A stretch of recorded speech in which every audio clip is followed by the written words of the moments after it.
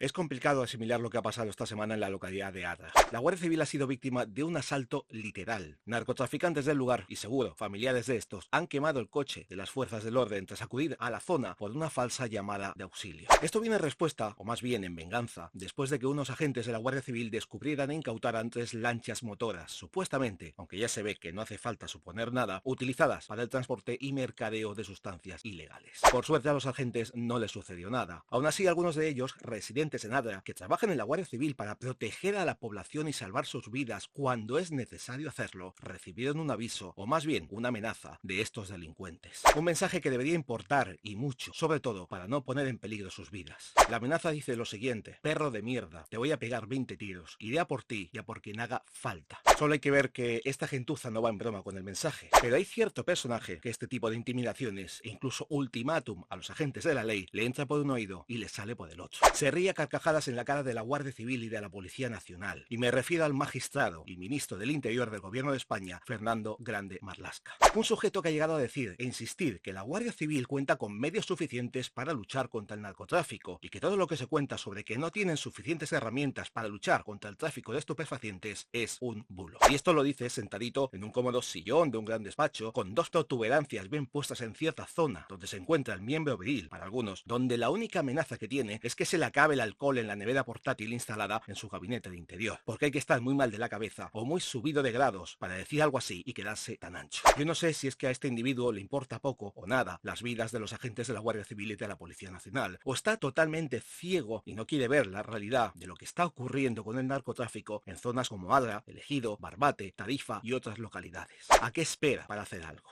¿A que haya más muertos como los 2 guardias civiles que murieron asesinados hace un año por narcotraficantes en Barbate y que al propio Marlaska le importó bien poco? ¿O a que haya más guardias civiles atropellados como recientemente ha ocurrido con 2 agentes en la localidad malagueña de Coín, otros 2 en Manilva o en la localidad sevillana de Los Palacios y Villafranca? Todo esto que he dicho también son bulos, señor Marlaska. Se nota que el señor ministro está muy bien protegido por su escolta, que no lo abandonan ni para ir al baño cuando va a hacer sus necesidades. Mientras, cada día, agentes de la Guardia Civil y de la Policía Nacional de camino a su trabajo tienen que ir vigilando sus espaldas para no acabar siendo agredidos, trasladados a un hospital o peor aún, terminar en una caja de madera para acabar bajo tierra por toda la eternidad. Qué bien cómodo debe estar usted, ministro Marlaska, mientras otros se juegan la vida por defender nuestro territorio, porque usted, señor, lo que es defender, defiende bien poco. Y ahora, noticias.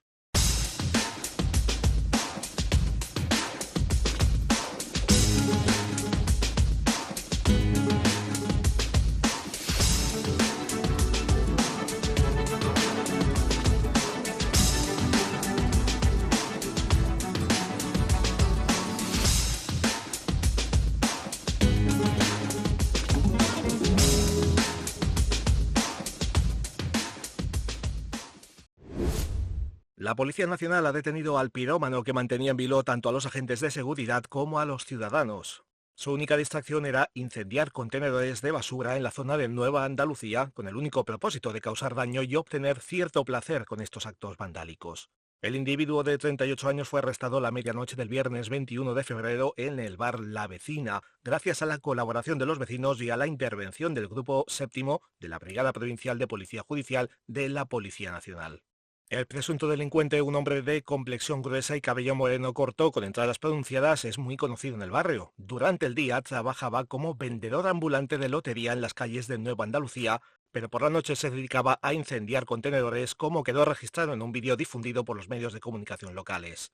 En las imágenes se le ve prendiendo fuego a un contenedor en la calle Sierra La Milla, aunque también se le ha identificado provocando incendios en otras vías, como Vidasoa, Gregorio Marañón, Antonio Muñoz Zamora y Benitagla.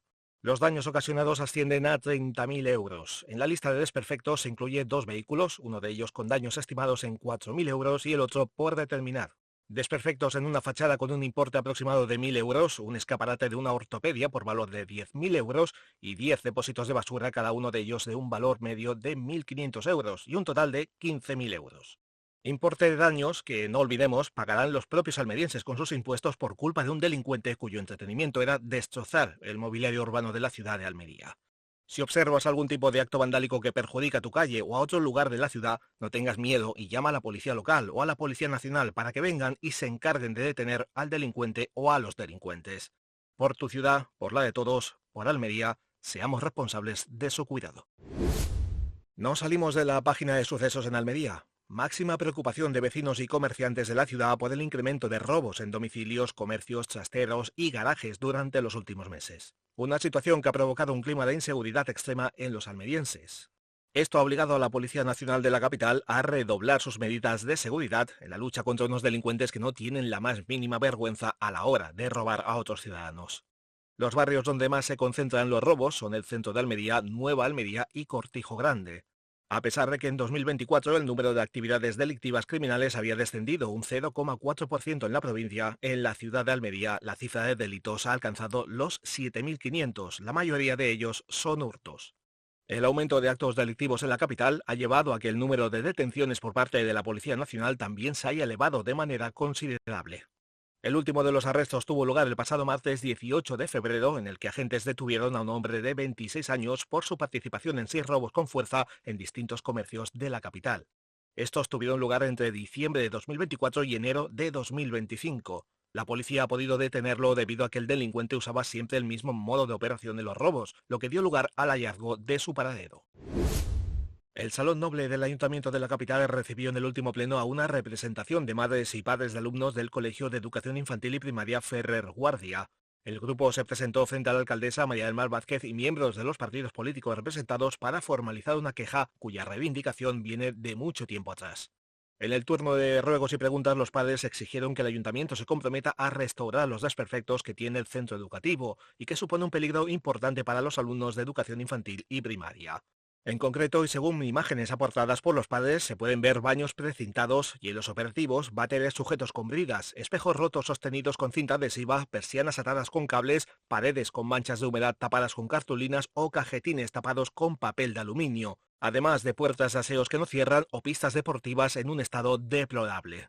La concejal de Obras Públicas y portavoz del equipo de gobierno, Sacramento Sánchez, fue la encargada de contestar a los progenitores, recalcando que el Ayuntamiento de Almería trabaja de la mano de los directores de los centros educativos y las AMPAs que se ponen en contacto con el consistorio. A esto Sánchez añadió la excusa de que las direcciones de los centros son las responsables del estado de estos. La concejal dio a conocer las incidencias que recibió el ayuntamiento los años anteriores, recalcando que algunas de ellas eran repetidas, como la mejora de la iluminación exterior.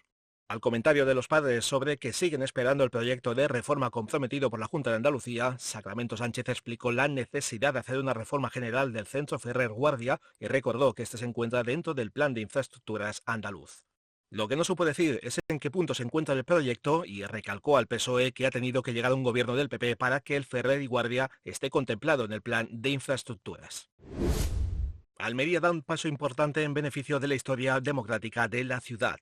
El Ayuntamiento de Almería y la Diputación Provincial están evaluando un convenio de colaboración para establecer el marco jurídico de las acciones en materia de memoria histórica y democrática. El objetivo principal de este acuerdo es la de eliminar toda simbología franquista que aún se conserva en la ciudad. La idea, surgida a propuesta de la concejal de Alcaldía, Amalia Martín, fue presentada en la Junta de Gobierno del pasado 7 de febrero y se dio a conocer el pasado día 17 de febrero. Esta acción hace referencia a una solicitud realizada hace 2 años por el área de Presidencia a través del Instituto de Estudios Almerienses para cumplir con la Ley 2/2017 de Memoria Histórica y Democrática de Andalucía. En septiembre de 2023 se constituyó una comisión técnica de expertos integrada por 2 historiadores y una arqueóloga, encargados de estudiar y valorar escudos, placas, inscripciones y otros elementos que conmemoran la sublevación de 1936 y la represión de la dictadura. El objetivo es claro: retirar aquellos símbolos que atenten contra la dignidad de las víctimas y la memoria democrática, y así consta en el convenio de colaboración de ambas instituciones públicas. De momento aún no se ha dado a conocer el listado de elementos que se eliminarán, tanto de edificios públicos como de calles que siguen mostrando placas o conservando nombres, por ejemplo, el del general Moscardó o el de la batalla de Brunete. Terminamos esta edición con una mención especial a uno de los medios de comunicación escritos de la provincia de Almería.